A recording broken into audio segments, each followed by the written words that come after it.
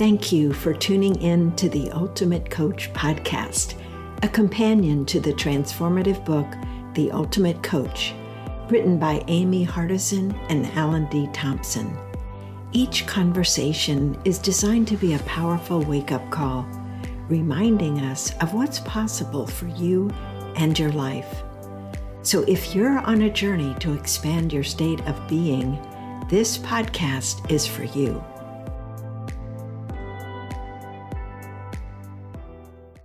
Welcome back to another episode of the Ultimate Coach podcast. We have the ultimate guest today for podcast episode 111 of this podcast, and I'm Meredith Bell. I'm joined today by my co-host, Ipek Williamson, for this very special conversation with Steve Hardison. Welcome, both of you, to today's episode. Thank you. Steve needs no introduction for those of you who have read the Ultimate Coach book and have been part of the Being community for more than 5 minutes. And I want to start out with something fun, and that is, Steve, to ask you, why did you say yes to episode 111? Well, quite a while ago, I don't remember if it was 2 years ago, 2.5 years ago, Ross was doing podcasting and he called me up and he said, "Hey, I'd like to do an interview. I know you're not doing a lot of interviews, but would you do an interview?"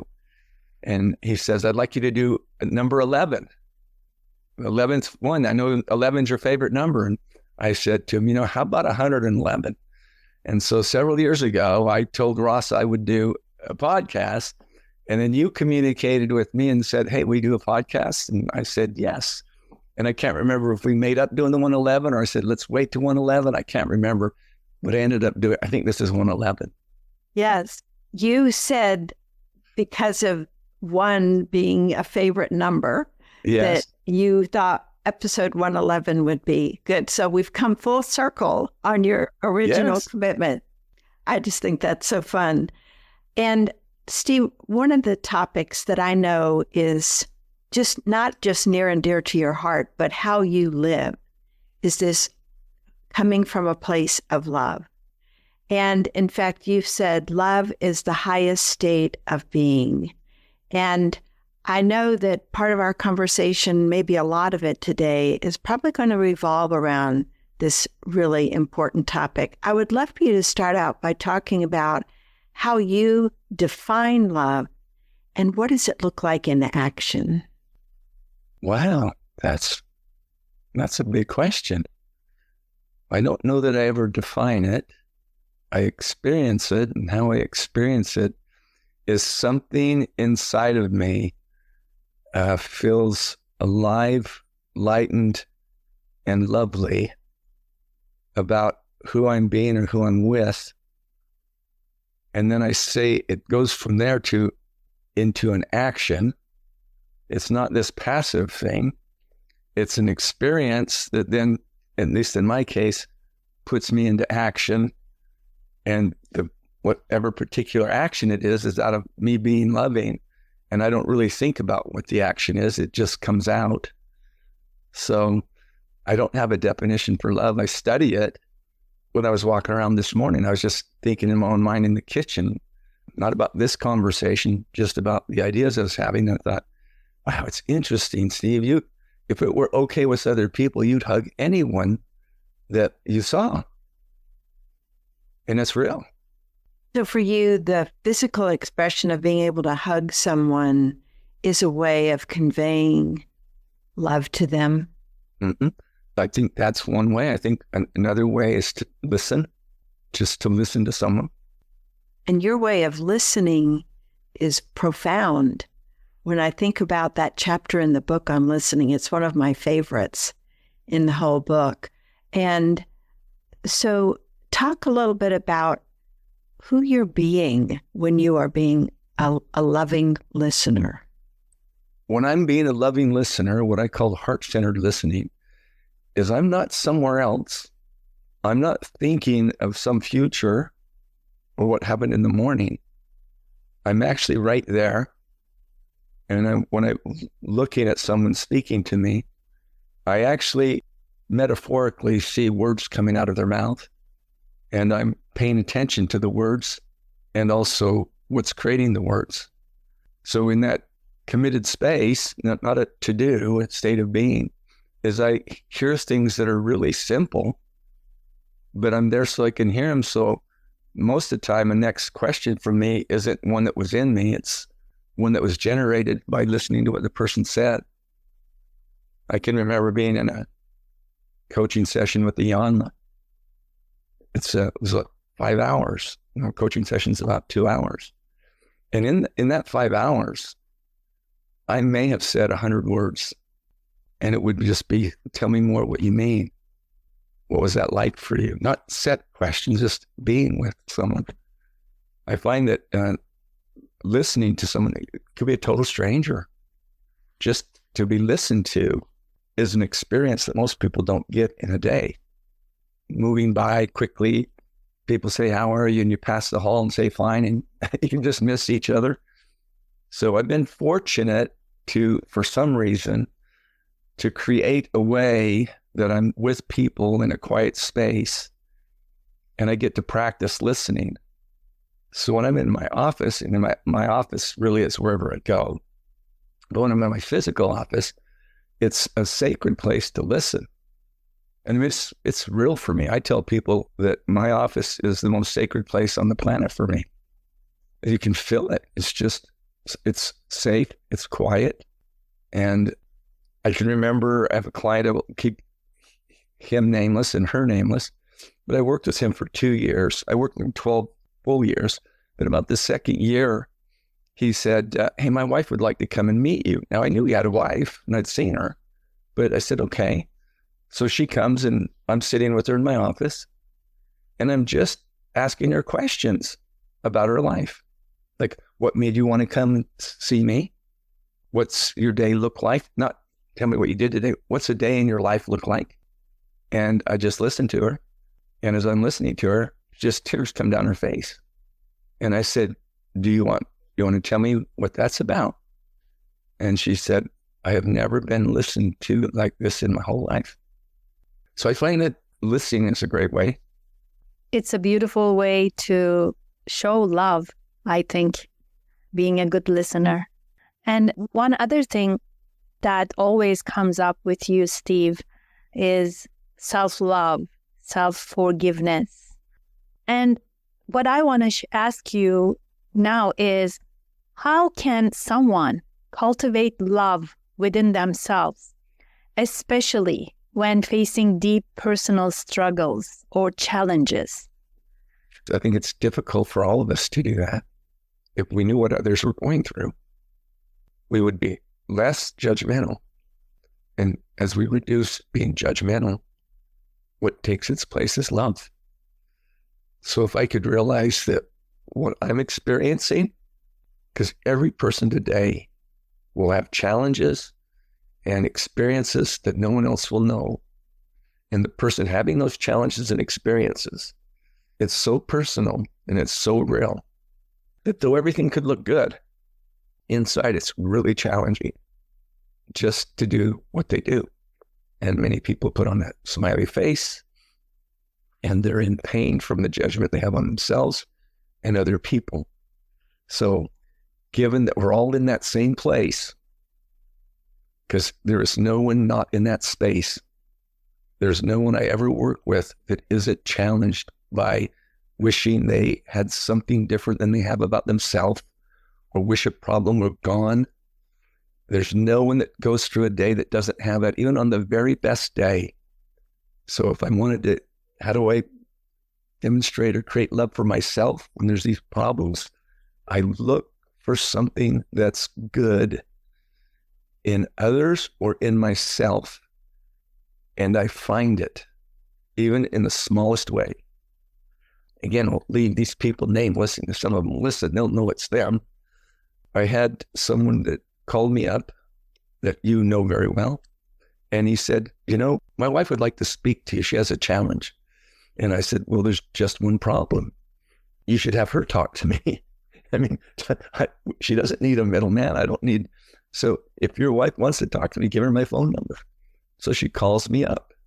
And this illustrates what you're talking about, a small one, because there's thousands of these.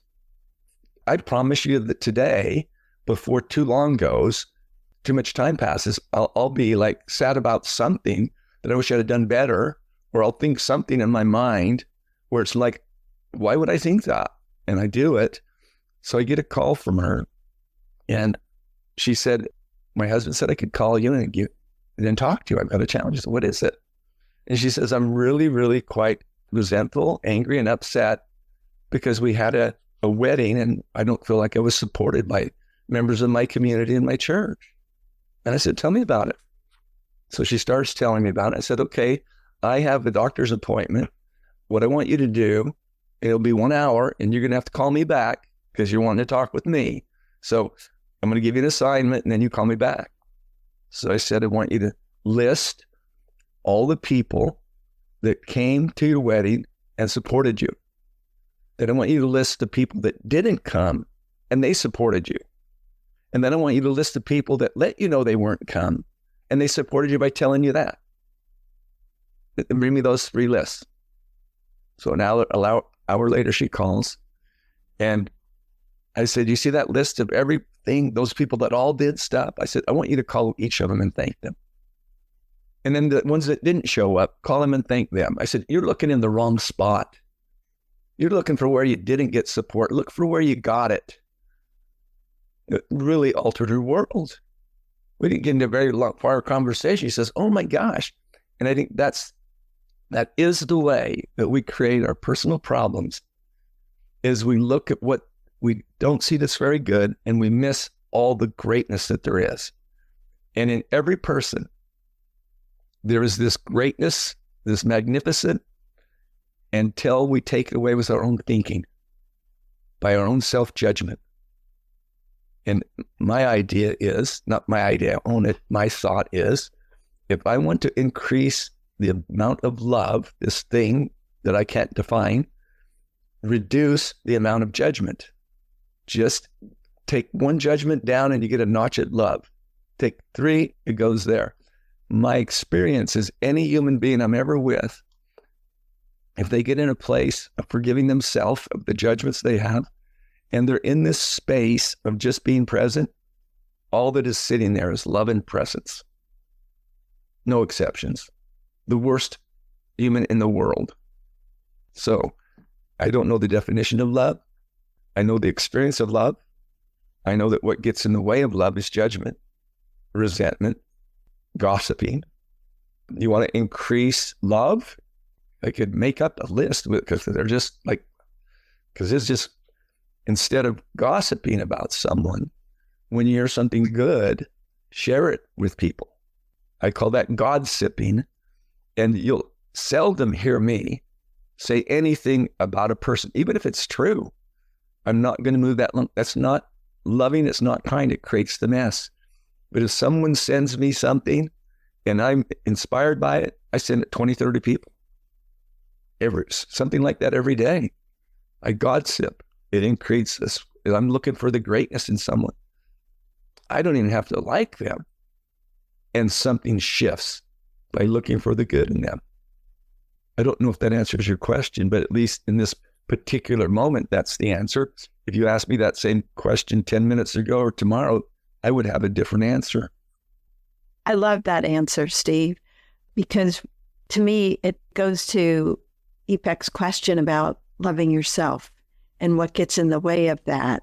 And what you were just describing with that example of the person being disappointed by those who she perceived as not supporting her, we overlook all those who do.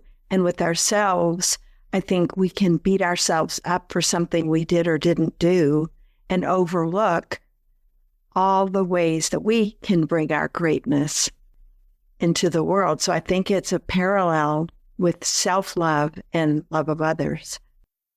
I think so. I think self-love as an idea is really beautiful, and I think sometimes it's taught out of us. It's like you can't pay attention to yourself. That would be selfish. And that would be, you'd be being full of yourself. So I think people overcompensate sometimes when they could just like, I have conversations with myself as I walk along and say, I really love how you helped that person. I talk to myself. So my self-talk is in supporting me. And I've said to people, I think self-love is the ultimate spirituality. And if they're religionists, they're like, what? You can't do that. It's like, I don't know. I'm not talking about what you're thinking I'm talking about. I'm talking about really appreciating who I am. And whoever that is in there, appreciating who they are in the gifts. I mean, I have very, very few really great talents, very average in most things. In some things, subpar. But somehow, where there's some reason is that my ability to love is, and I practice it. I mean, I genuinely don't need to know someone to love them. You see, it's the definition of it. Love can also be a decision. Love can be a commitment. It can be an experience. It can be a feeling. And the more I have a distinction I call the seer, S-E-E-R. The more I see, the more I can see. The more I listen, the more I can listen and hear. The more I love, the more I can love. Now, there's a flip side to that. The less I love, the less I'll love. So it has its own spiral effect. It's up or down. And who I'm being gets to choose that. Not who I'm being, Steve Hardison. Anybody gets to choose that. If I had a husband and wife that came in and they said, we used to be in love, we're not in love anymore, I would say, wow. Now, notice that when you first started dating, you would go tell your friends or your parents, she's the greatest. I can't get enough time with her. She's unbelievable. And then you speak like that about her. I say, and now it's like you say, I don't love her anymore. It's like this love is a creation. And we create it in our thoughts about ourselves and another person. And what we think and speak over time will give us that. Not trying to get in agreement with someone. That's my experience of it. Get the same couple and I could say, what I'd love you to do is I'd love you to have 10 great thoughts about him. Anytime you had some of those, I'd think something great. Instead of thinking, oh man, I married him, now he farts and picks his teeth. Hey, dude gets the trash out really good. It's out every week. Or isn't it interesting how when he comes in, he just hugs me? And even a hug can be obliterated by, I can't believe that he doesn't say this or that to me. Same with the woman, either way. We are creating this thing called love or judgment, or anything else we can put to language, in the moment, including destroying who we are by tearing ourselves down in our own thoughts. That's the only thing, in my opinion, that makes the difference between anybody is what they're thinking about themselves and others, and what I call God, anything in between that and this, everything. That's all that gives them the reality.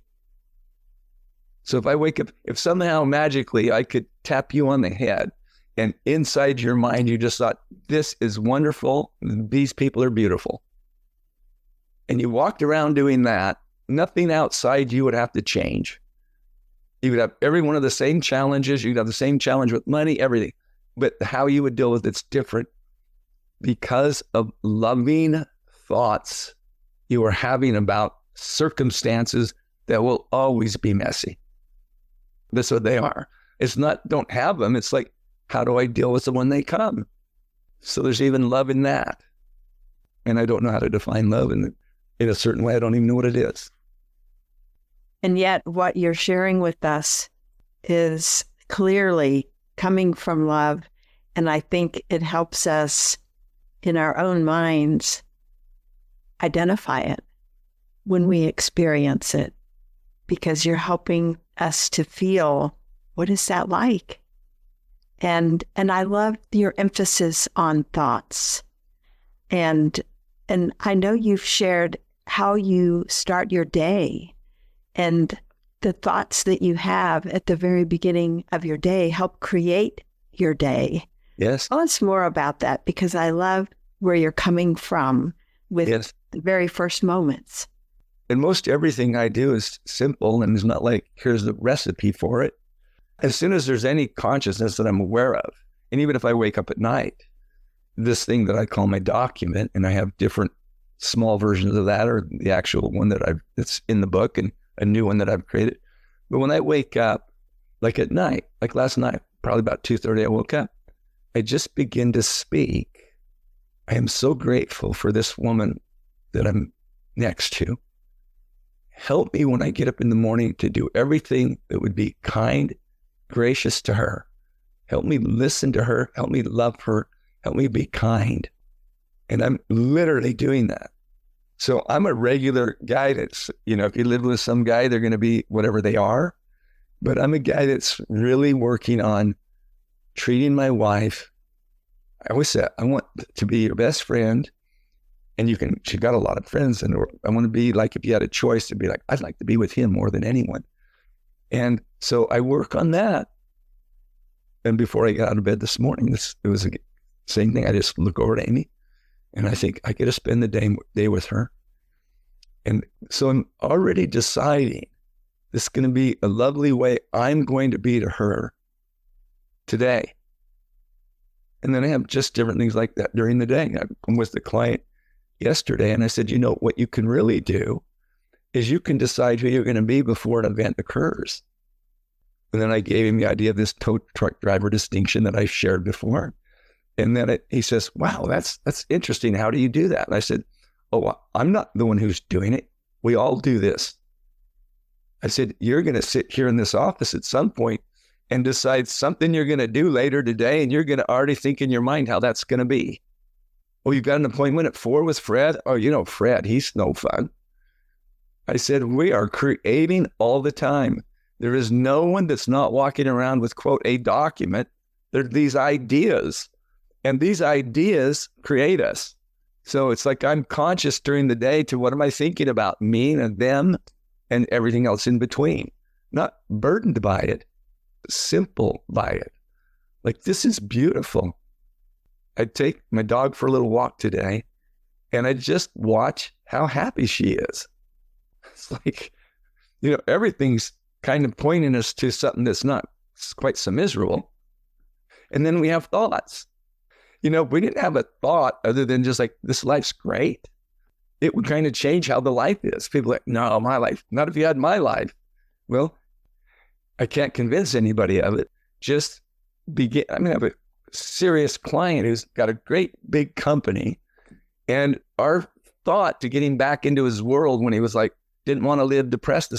I said, how about if you just say, everything is going to turn out better than okay?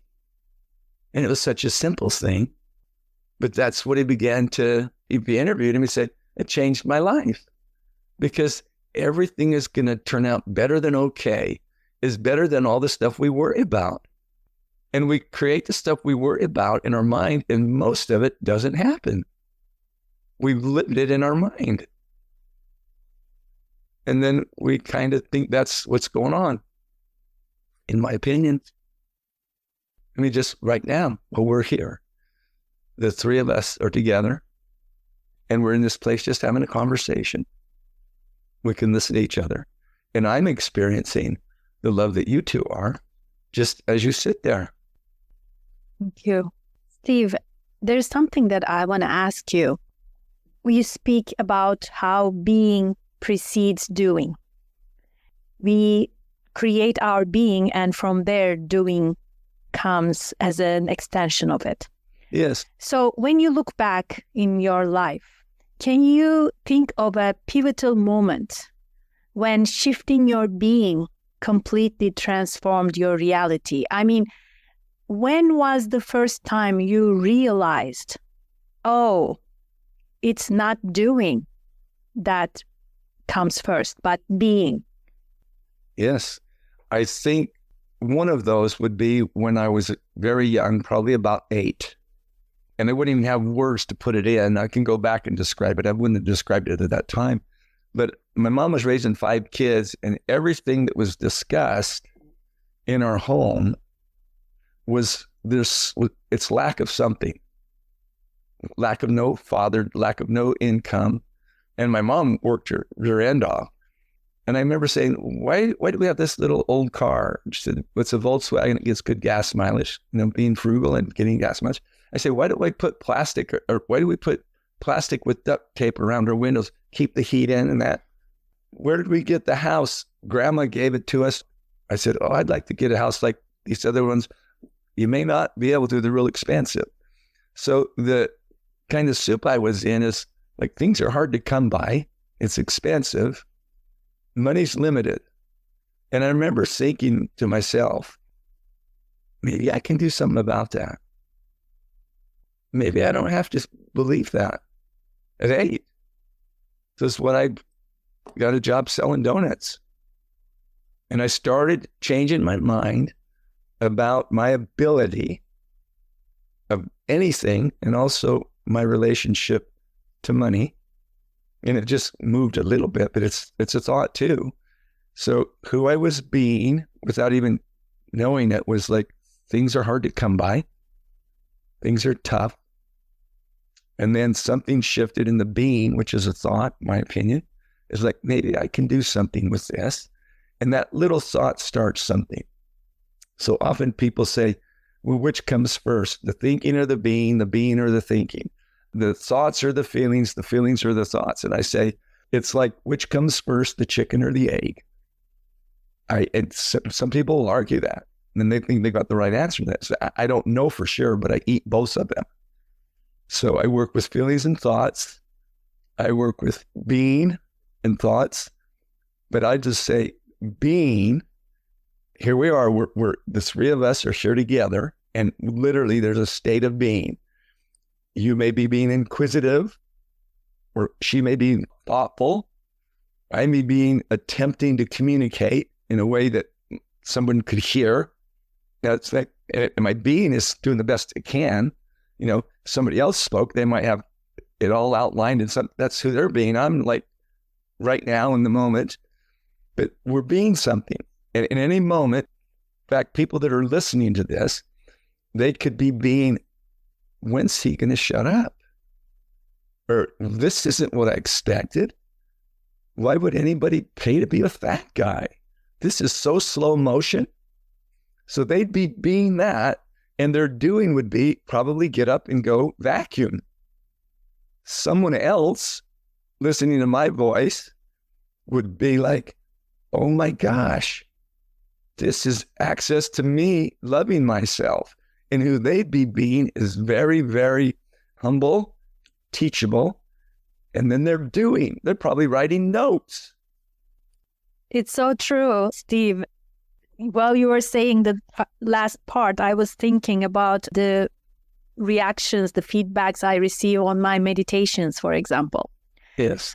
I receive feedbacks on most of my meditations. And for the same meditation, one person says that they didn't like it, they didn't like this part or that part. And for the exact same meditation, another person says, this is the best meditation I've ever listened to, and I will come back to it. Yes. You see, it's exactly the same thing. Well, if the 3 of us were here in my backyard, I'd go out in the backyard, and I'd say, just look out there at that view, and you'd see the mountains, you'd see the clouds, the sky, and I'd say, it's just sitting there. Then someone needs to come and be on it. They're being some way that all looks. Someone's being like, this is a crazy world we live in. It's a mess.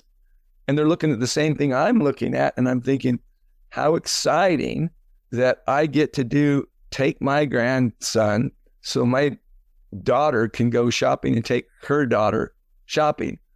I'm so excited about that. And I'm looking at the same place, and somebody's freaked out about something. And I'm not saying they shouldn't be. That's what we do. We take who we're being, and we look at the world, and we project who we're being on the world. Not my opinion, my experience and the reality of people. We do not see the world the way it is. we see the world the way we are. And then I take that, which isn't mine, I don't know who did that, and I add one thing to it. We do not see the world the way it is. We see the world the way we are being. So if I'm being love, that's what I see everywhere I'm going. That's why it looks like, if it were appropriate, what the guy would think, I would just go hug a stranger, but if I'm in a conversation, and I do this frequently, the UPS driver brings something, and I say, I appreciate you delivering this all the time. Would it be okay if I give you a hug? I'm never going to say, no, get away from me. Because they understand I'm thanking them. And I'm not saying to your audience, because there's going to be somebody in the audience who goes, he's telling me to hug everybody. No, I'm not. I'm telling you, be you, and what you do will come out of that. I don't have to think about what I'm going to do. It comes out of who I'm being. And it's the same with every person, whether they see it or not. What you're saying is so profound, Steve, because we can start in this moment. Yes. To practice. The word that keeps coming to my mind as I'm listening to you is notice. We have these opportunities to be love everywhere. But if we're not noticing those opportunities, we miss them. And so that self-awareness first, but then awareness of others is a key piece of being able to be love with others. I think so. There's a really great book written by a former athlete. He was a Super Bowl champion. He took the place of Joe Montana for the 49ers, named Steve Young. And he wrote a book called The Law of Love, which is an amazing book.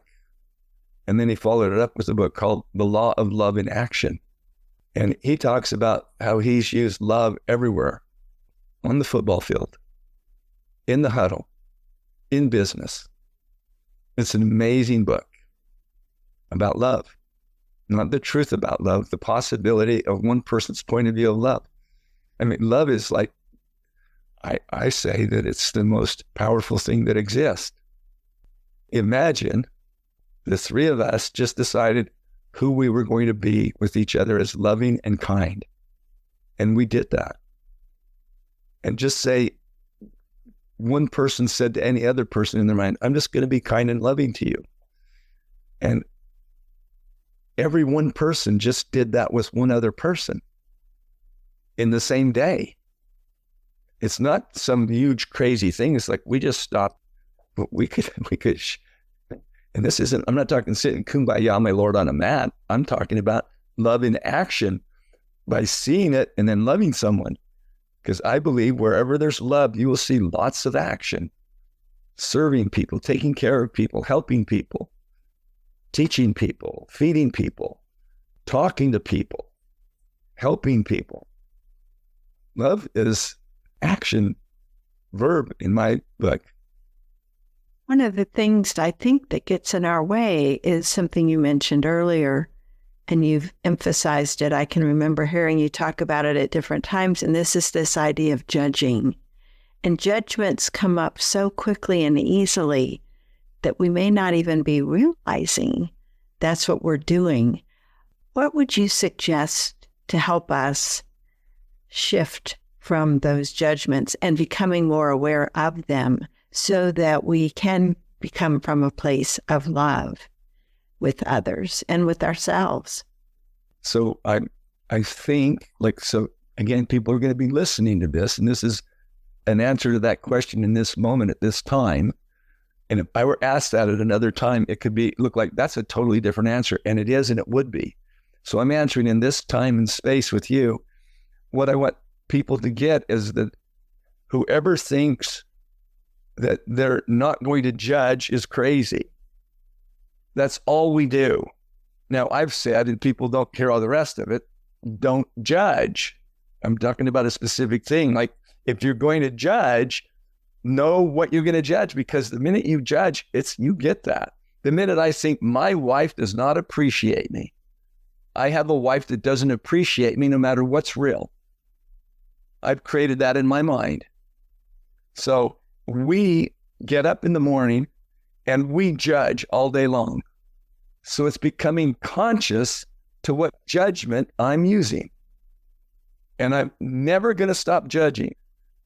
So the judgment I'm going to place on myself is, I am loving kindness. I'm going to judge me as loving kindness. And I'm actually going to sentence, like write it out, I am loving kindness, like sentence like a written one, and I'm going to sentence me to it. I am loving kindness. So I'd have to become aware of how much I judge, which is all day long. Not me, everyone. And it's like, oh, I'm not going to just stop judging. I'm going to trick the judgment machine.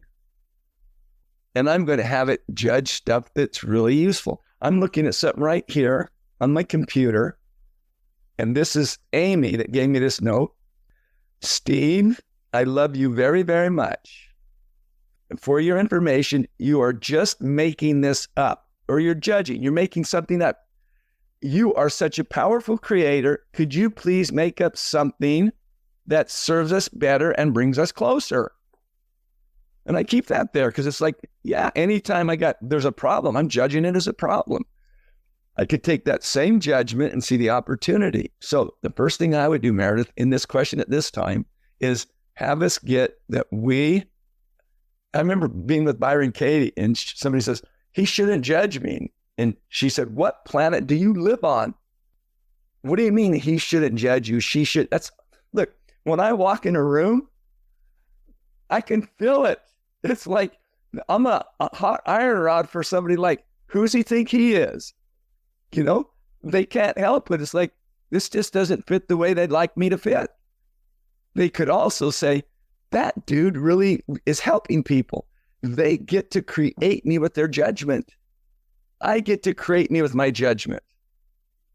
So when I say don't judge in a way that destroys, judge in a way that creates. Because you are going to judge. In my judgment, I am the universe. Love is, I am that. Be still and know that I am. I am a disciple of Jesus. I'm judging myself as those things. I spend very little time like, you're stupid. You can't do this. And I do get in what I call a hellhole, where I think thoughts that aren't good, but they're not the basic ones. I'm like evolving a little bit. So I don't ever have to go, gosh, why are you doing that, you dummy? That's kind of old. And that is now, I love the way you attempt, and you make lots of attempts. Way to attempt. It's like, dude, do you know how many times you didn't get that done right? It's like, you really go at bat, don't you? Keep going. I talk to myself a lot, and so does everyone else. And that talk becomes who we believe we are.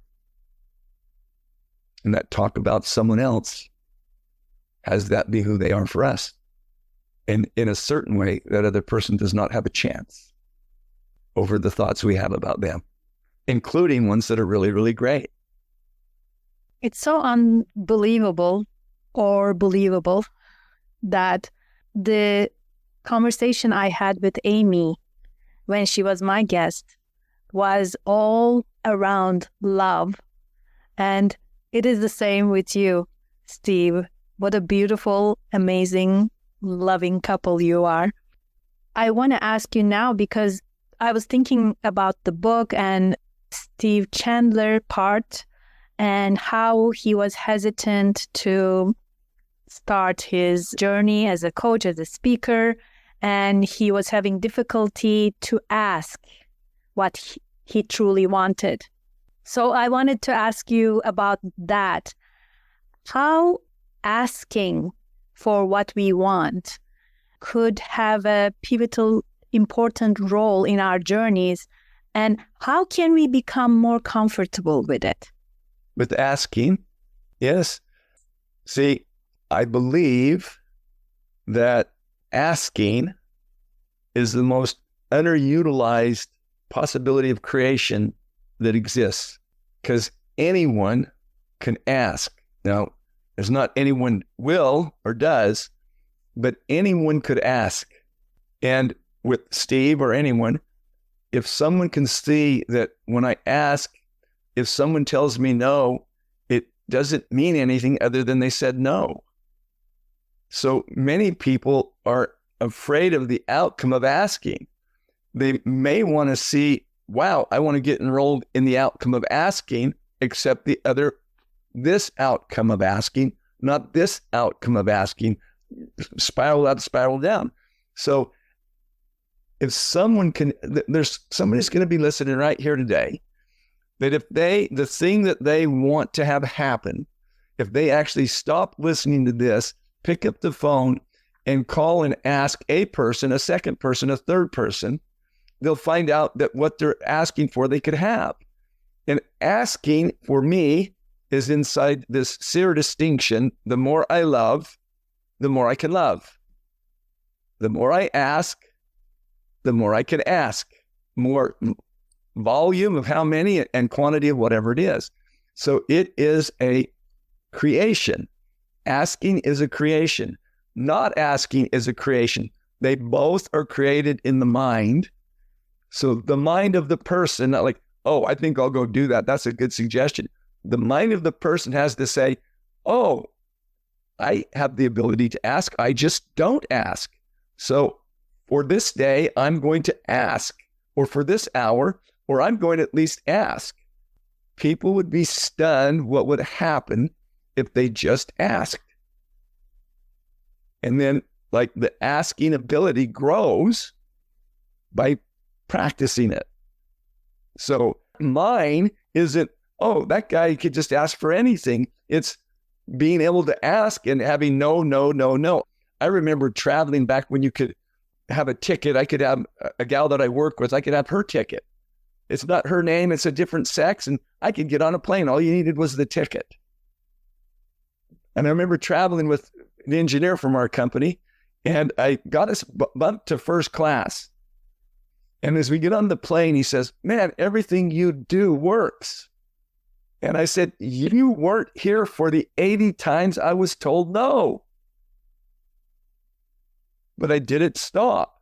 And so asking over time, I started realizing as I'm with the person back in those days, that the most powerful person at the airline was the lady or guy that I'm standing in front of that gets to decide who gets the seat. And it took me a while to get that. So then, and somebody will turn this into do, it's a being. So I say to her, you know what? I know that you have the power who gets upgraded. And I would love it if that could be me. And I know you're the one who's got it. So if you got one of those and you think I could have it, that would be great. So what I did is I learned that if someone, you acknowledge that they have the power to do what you're asking, but somebody wasn't there when I asked, and so he said, why should I upgrade you? Or, no, I don't have anything. It didn't stop me from keeping learning to ask. So consequently, with time, when we had the event in Birmingham, I call up, this is practicing asking. And it starts in small things, like small things. Would you please not put that there? There are people who can't even ask their spouse not to do something. Begin asking. So I can remember calling Wayne Hoffman and I said, Wayne, what are you doing May 25th and 26th? He said, I don't know. What do I need to be doing? I says, no, see if you got anything the 25th or 26th of May. He came back and says, I don't. I said, what I'd like you to do, and I gave him the background of what Matt Evans was doing in Birmingham. I told him what we were doing with the money. He'd read the book before. I said, what I'd like you to do, well, before I do that, let me ask you a question. What are your services now for a day when you do one of your events? He said, $65,000. I said, okay, what I'd like you to do is I'd like you to donate a day, contribute that. I'd like you to get an airline flight to Birmingham, pay for your hotel, and I want you to come and do this when and I'm at that time, I'm not even going. So he says, are you going? I said, no, I won't be there. And then he said, so you want me to waive my fee, all those things? And I said, well, no, there's more. I want you to get the book and reread it. At the end of that, he said, yes. It was probably a 4-minute conversation. Now, some people say, oh, that's because I said, no, it's like, because I have the distinction. The more I love, the more I can love. The more I listen, the more I can hear, and the more I can listen. The more I feel, the more I can feel. The more I love, the more I can love. The more I love, the more I can love. The more I ask, the more I can ask in every way. How many times and substance of the ask. Start small. Know that you are the one that decides that I can't ask. No one can change that with the person's own mind. Thanks for asking the question. I'm so glad you asked that question, Ipek, because I think anyone listening to this whole conversation could take that section on asking and listen to it multiple times to develop that way of being. The more I ask, the more I ask. Because there's so many areas of our lives where we withhold asking, or we're hesitant to ask for fear of hearing no, or hearing something we don't want to hear. So it goes back, Steve, to what you've said about our thoughts. Our thoughts are what create our limitations in asking in the first place, because of anticipating what somebody's going to, how somebody might respond. Yes. And do you think this also ties back to our self-love and our feelings of self-worth? I believe so. That this will sound oversimplified. And like I say, that's the only way I can get it. I believe that self-love and self-appreciation is a decision. I could decide to be committed to see what's I love about myself, and I could start seeing it from the state of being committed to see where I'm lovable. It's a decision. It's a choice. How you can see that is the idea someone has is they're choosing not to love themselves, choosing not to forgive themselves, choosing not to let go of something. That's also a choice. So what if this thing you're asking me is a decision that I can decide, I call it, it's what I call freedom. So the freedom to decide, I have the freedom to be this or that, left or right, up or down. I get the freedom of that. And if I can see I have the freedom of it, I can see that I have something to say about anything. I can see it as a choice. I can choose who I'm going to be in 2 days, and I can do that today. And I can decide that no matter what happens on that event in 2 days, that's going to be a fun experience. I'm turning that into fun somehow. I can decide right now, wow, I've lived to be 50, 60, 70, whatever age someone is, and I'm going to decide to really learn to really love who I am, because everybody wins. When somebody loves who they are, they see other people as loving. If you don't believe that, start playing with it. Start moving away. My intention with time is to just work on, how do I be more humble? How do I be more content? How do I be more charitable? How do I be more kind? How do I be more loving? Somebody says, what are you going to do when you're retired? I said, let God prevail. That's what I'm going to do.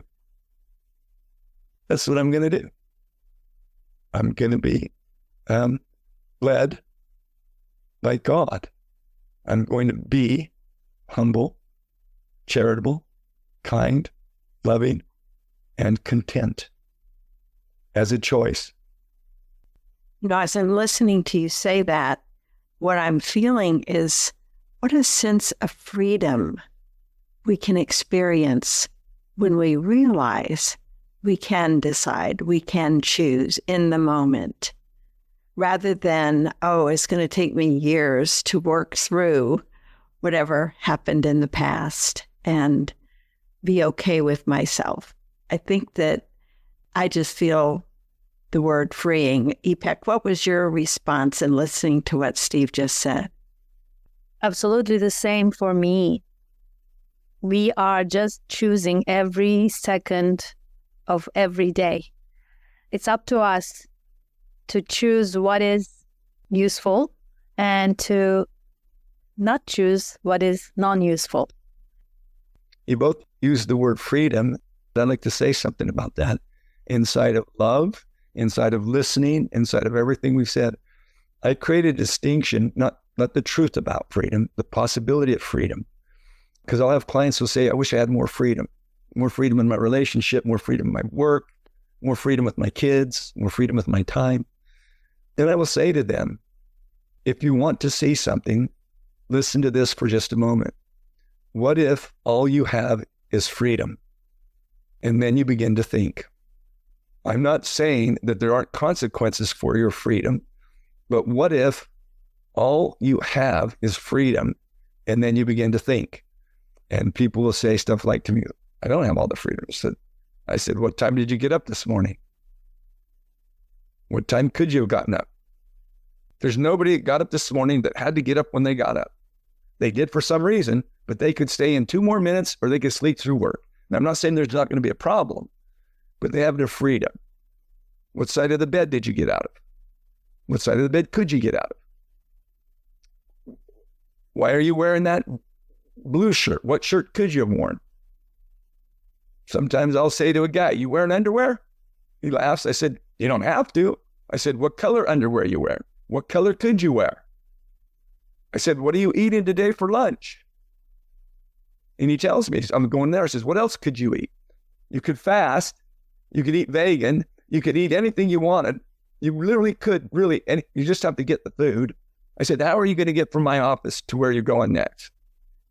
So I got my car. I said, you could steal a car. You could hitchhike. You could get Lyft. You could get Uber. We could ask my neighbor for a ride. I said, all you have is freedom. What time are you going to go to bed tonight? Where are you going to stay tonight? And then sometimes when I have a real fun, and this is all fun when I'm saying these things, I say, now I know that you have a wonderful wife that you love, and I love my wife, but what we're going to do at the end of this session is we're going to go to the south of France and be lovers. I said, we could do it.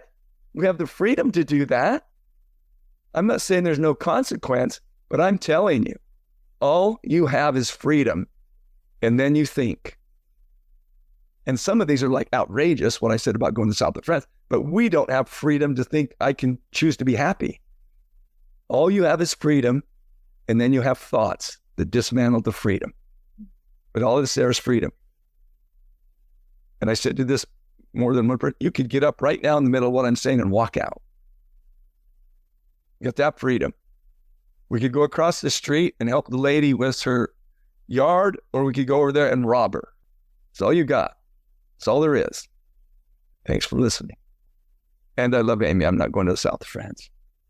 That's fantastic that you brought up that explanation, because I think that's a powerful thought to leave us with as we reflect on our whole conversation today, Steve. This idea that it's only our thoughts that get in the way of fill in the blank. Yeah. Not loving, not having freedom, not being loving kindness to others. It's our thoughts that create who we're being in the moment. Is there anything else, Steve, that occurs to you in this moment that you would like to share as we wrap up our, what I think is just a fantastic conversation? I would like to tell you too how much I love you and how much you have done to serve people. I feel gifted that I can spend this time with you, that you'd want to talk to me. I appreciate you, and I appreciate everyone that's listening. I love you both very, very much. And we appreciate you back, Steve, for everything you do, who you are being. Thank you. Yes. Thank you, Ipek, for being with me today. I'm so glad that we were able to share these moments together. And Steve, thank you for the gift of you in our two lives and in the lives of every person that you come in contact with, because you are love to them. And thank you for being with us today. It's just been very, very special, as I knew it would be. Thank you. Thank you for joining us today. If there's someone you know who could benefit from this conversation, please share this episode with them. Also, check out our website, beingmovement.com. You'll find valuable resources and links to connect to an engaging and wonderfully supportive community. Together, we can inspire and support each other on the path to a greater understanding of being. Until next time, take care and be kind to yourself.